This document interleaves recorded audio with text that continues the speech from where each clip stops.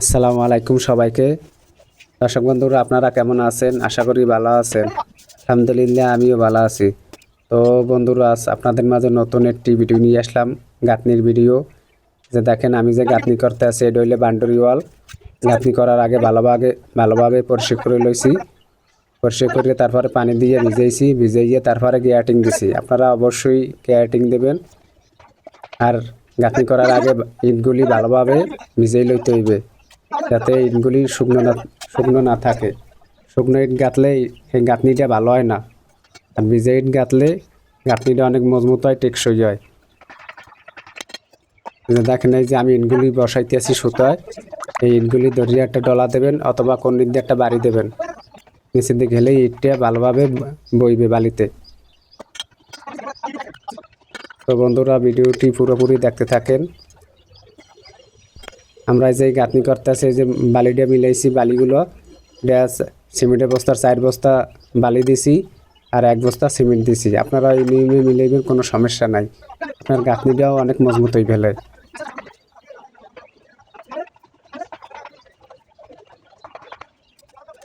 তো বন্ধুরা, ভিডিওটি পুরোপুরি দেখতে থাকেন। আর 1 বস্তা সিমেন্ট দিয়া 1 বস্তা সিমেন্টের বালি দিয়া 250 ইট গাঁথা যায়। আর বেশি গাঁথা যায় না।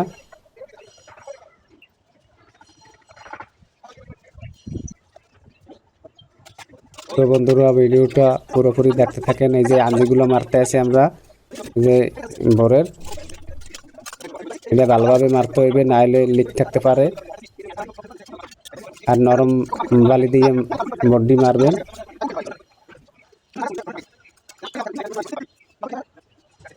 এই যে দেখেন, এই সুতোটা টাইট করছি।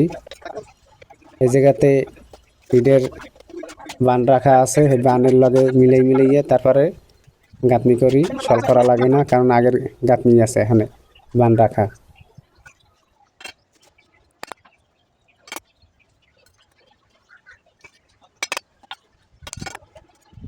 এই যে দেখেন, এই ইটটা ধরেই একটা কনিতে বাড়ি দিই, হলেই গাঁথনিটা অনেক মজবুত হইবে, টেকসই হইবে।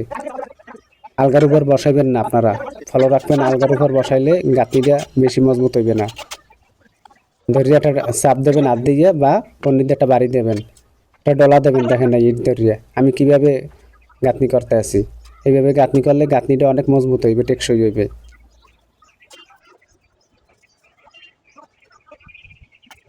এই দেখেন, এই ধরিয়ে একটা ডলা দিন বা কনিতে একটা বাড়ি দিন। আর আপনারা একদম সুতো বসাই যাবেন, যাতে কোনো ঠালা উঁচা না হয়। সুতো বসাই গেলে গাঁথনিটা ভালো চিনায়।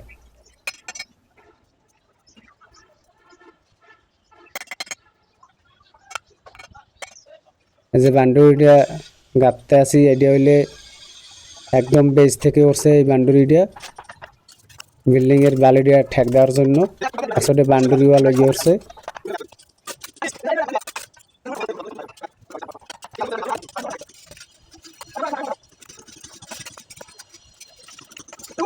তো বন্ধুরা, ভিডিওটি পুরোপুরি দেখতে থাকেন। এই যে দেখেন, এই আমি যে আঞ্জিগুলো মারতে আছি গাঁথনির নরম বালি দিয়া, আপনারা ওইভাবে ভালোভাবে মারবেন।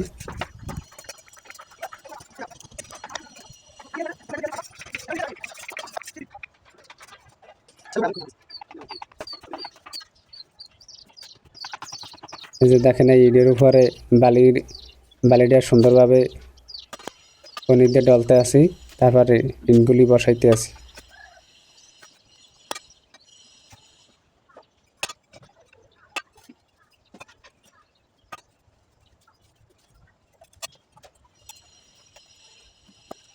এই যে দেখেন, এই সুতোয় বসাই যাইতেছি ইটগুলি